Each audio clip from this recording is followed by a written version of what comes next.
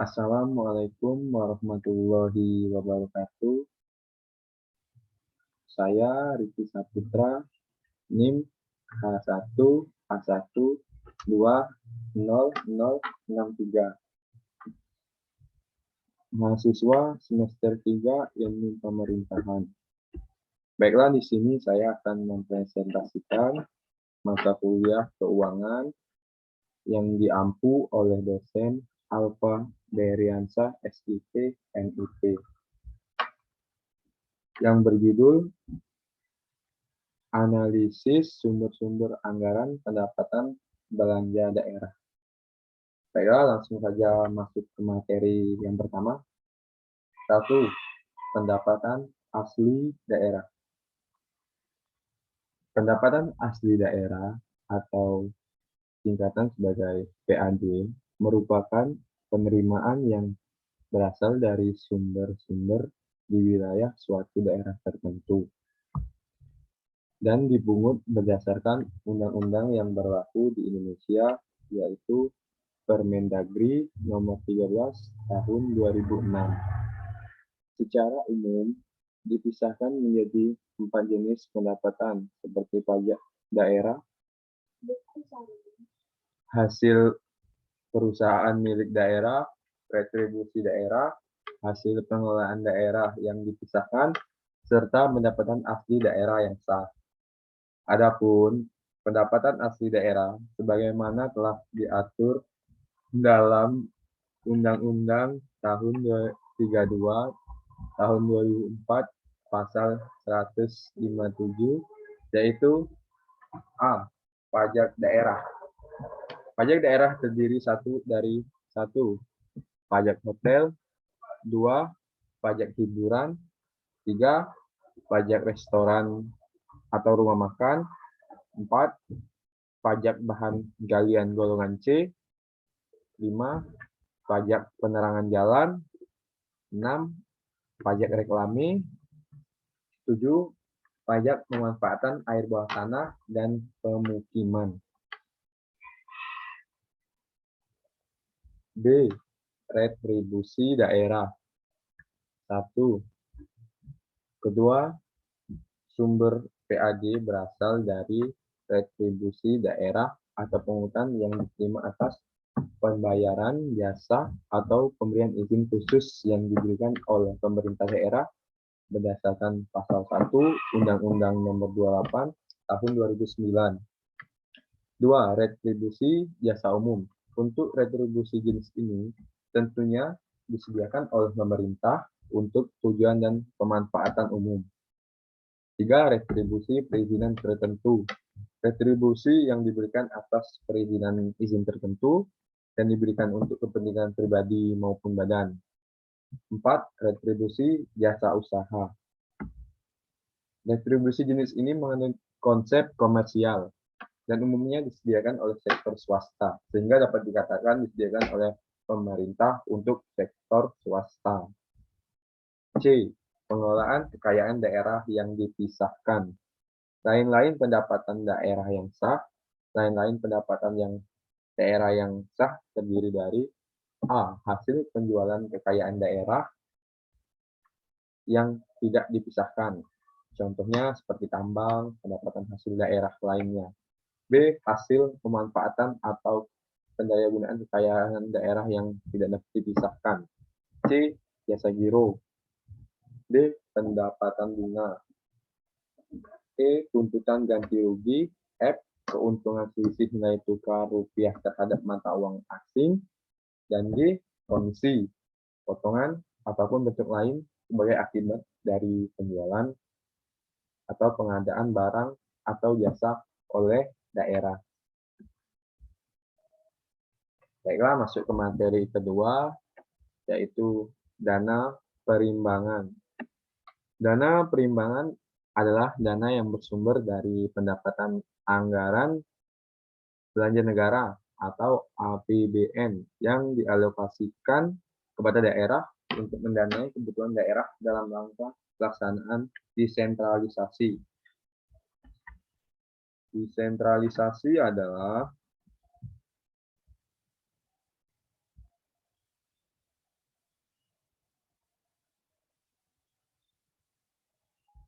Baiklah, desentralisasi adalah penyerahan kekuasaan pemerintah oleh pemerintah pusat kepada daerah otonom berdasarkan asas otonomi. Pengertian ini sesuai dengan Undang-Undang Nomor 23 Tahun 2014. Dengan adanya desentralisasi, maka muncul otonomi bagi suatu pemerintahan daerah. Desentralisasi sebenarnya adalah istilah dalam keorganisasian yang secara sederhana didefinisikan sebagai penyerahan kewenangan dalam kaitan dengan sistem suatu keorganisasian sederhana didefinisikan sebagai penyerahan wewenang. Masuk ke materi selanjutnya. A. Dana bagi hasil adalah dana yang bersumber dari pendapatan anggaran pembelanjaan negara atau APBN yang dialokasikan kepada daerah berdasarkan angka persentase untuk mendanai kebutuhan daerah dalam rangka pelaksanaan desentralisasi. Dana bagi hasil bersumber dari pajak dan sumber daya alam. Dan hasil yang bersumber dari pajak terdiri dari 1. Pajak bumi dan pembangunan atau PBB. PBB adalah pajak yang dipungut atas tanah dan bangunan karena adanya keuntungan atau kedudukan sosial ekonomi yang lebih baik bagi orang atau badan yang mempunyai suatu hak atasnya untuk memperoleh manfaat daripadanya.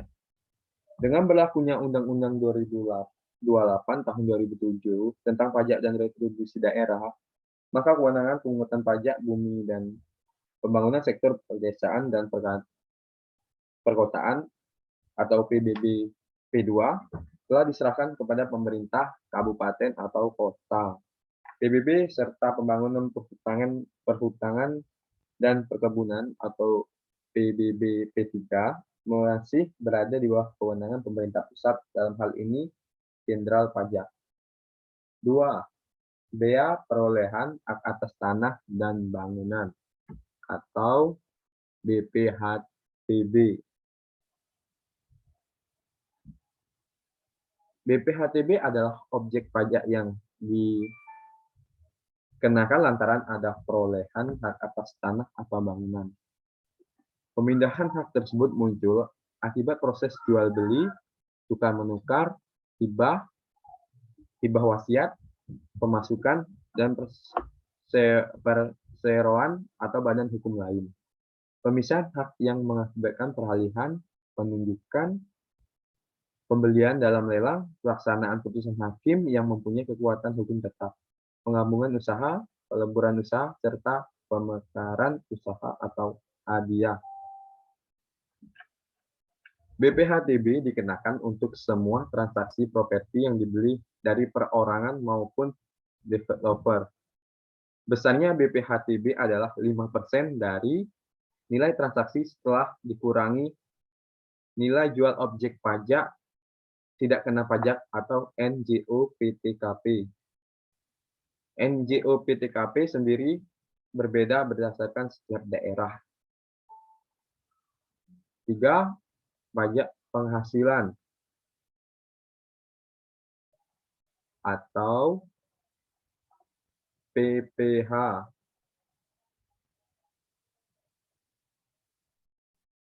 Pasal 25 dan 29 wajib orang pribadi di dalam negeri dan PPH.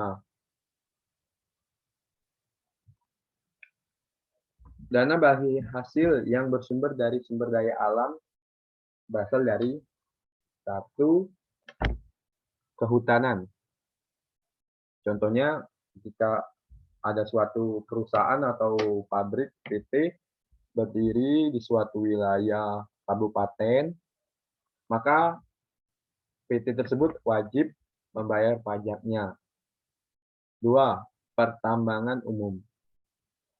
Pertambangan umum juga wajib membayar pajak karena bersumber dari sumber daya alam. 3. Perikanan. Perikanan di sini Jika seorang memiliki perikanan di Sungai Batanghari, maka dia wajib untuk membayar pajak.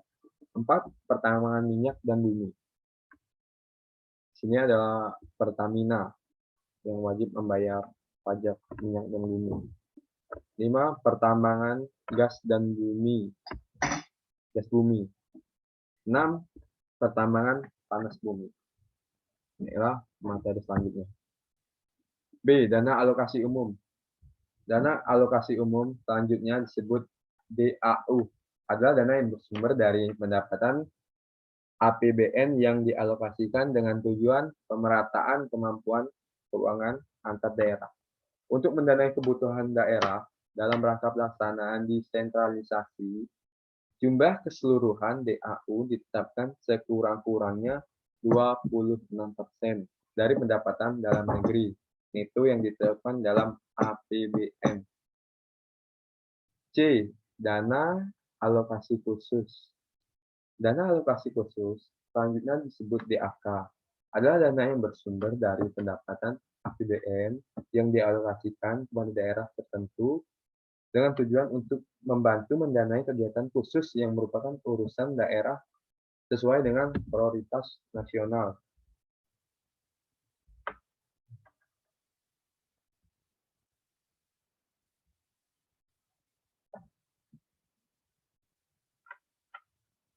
Ke materi selanjutnya.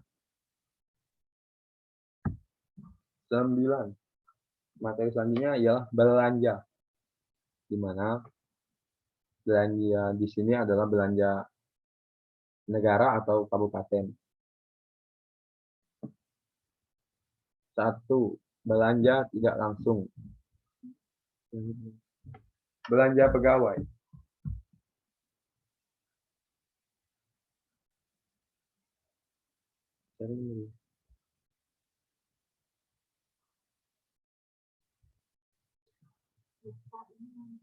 Belanja pegawai adalah kompensasi dalam bentuk uang maupun barang yang diberikan kepada pegawai negeri, pejabat negara, dan pensiunan, serta pegawai honorer yang akan diangkat sebagai pegawai lingkup pemerintahan, baik sebagai imbalan atas pekerjaan yang telah dilaksanakan dalam rangka mendukung tugas dan fungsi unit.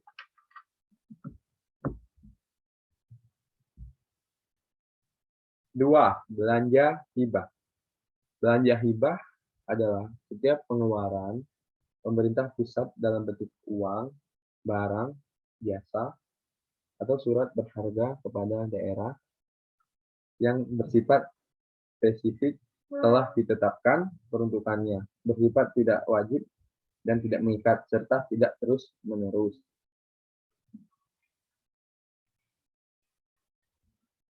3. Belanja bagi hasil.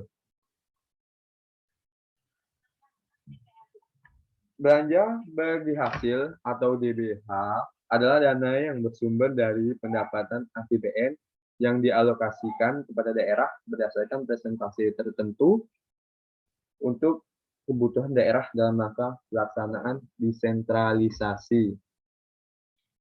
Selanjutnya, belanja keuangan.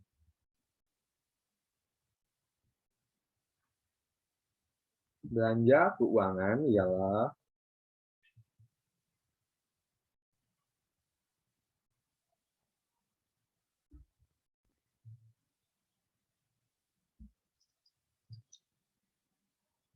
adalah rencana keuangan yang biasanya dalam periode 1 tahun yang disetujui oleh pemilik hak kuasa penggunaan suatu data. Selanjutnya, yang kelima, bantuan bunga adalah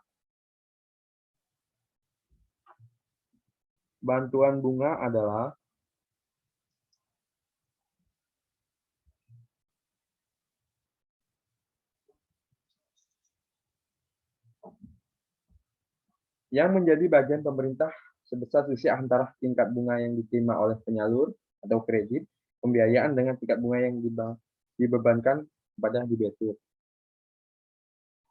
Selanjutnya yang keenam, bantuan sosial. Bantuan sosial di sini adalah ketika terjadi musibah alam, maka akan ada bantuan sosial. Yang terakhir, belanja tidak terduga.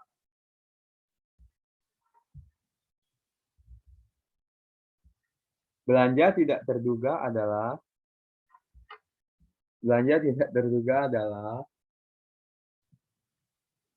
adalah merupakan pengeluaran anggaran atau beban APBD untuk keadaan darurat, termasuk keperluan mendesak, serta pembelian atau kelebihan pembayaran atau penerimaan daerah tahun-tahun sebelumnya.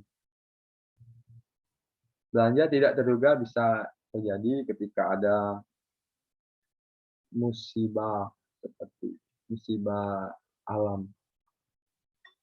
2. Belanja langsung. 1. Belanja pegawai. Belanja pegawai adalah belanja kompensasi dalam bentuk uang maupun barang yang diberikan kepada pegawai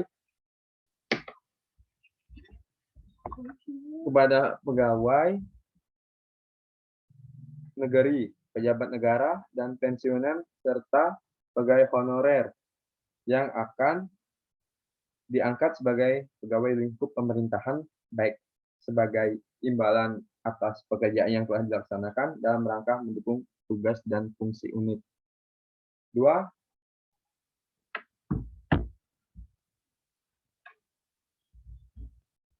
Belanja barang.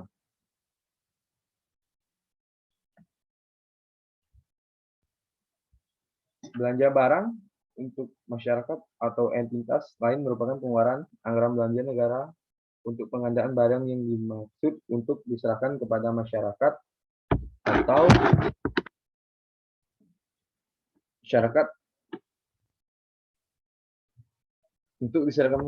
atau entitas lain yang tujuan kegiatan tidak termasuk dalam kriteria kegiatan bantuan sosial. Selanjutnya nomor 3, belanja barang non operasional. Belanja barang non operasional merupakan pembelian barang dan atau jasa yang habis dipakai dikaitkan dengan strategi pencapaian target kinerja suatu satuan kerja dan umumnya pelayanan yang bersifat eksternal. Selanjutnya, belanja modal. Belanja modal dipergunakan untuk antara lain 1. Belanja modal tanah.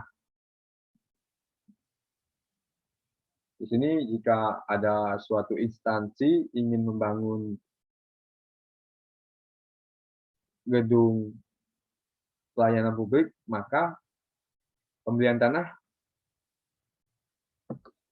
menggunakan dana APBN. 2. Belanja modal peralatan dan mesin.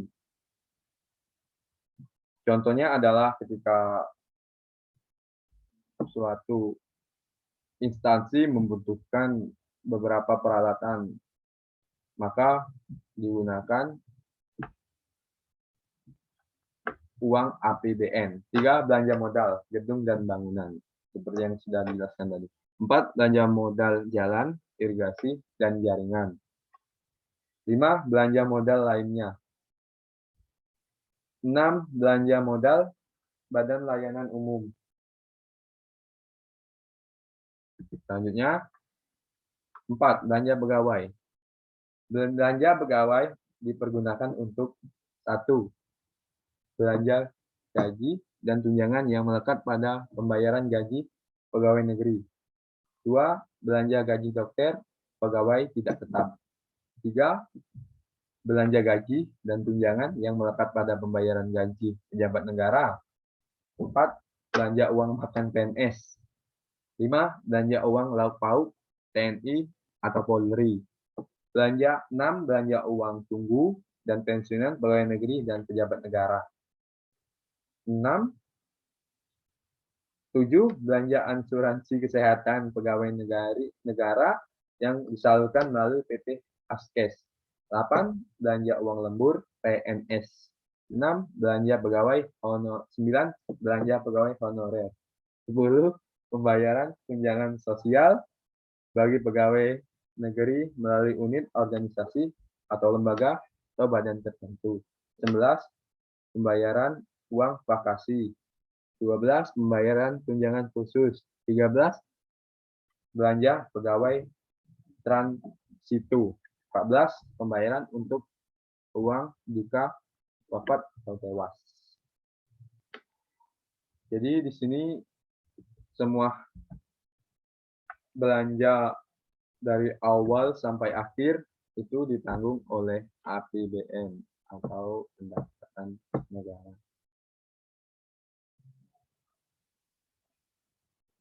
Baiklah, hanya itu yang bisa saya presentasikan untuk tugas kali ini. Jika terdapat kesalahan atau pengucapan yang salah dan sumber-sumber yang tidak tertaut, saya mohon maaf. Sebelumnya terima kasih kepada Bapak Alfa Bariansyah yang telah memberikan ilmunya kepada kami semua mahasiswa program ilmu pemerintahan. Semoga Bapak selalu diberikan kesehatan, panjang umur. Amin. Saya akhiri. Assalamualaikum warahmatullahi wabarakatuh.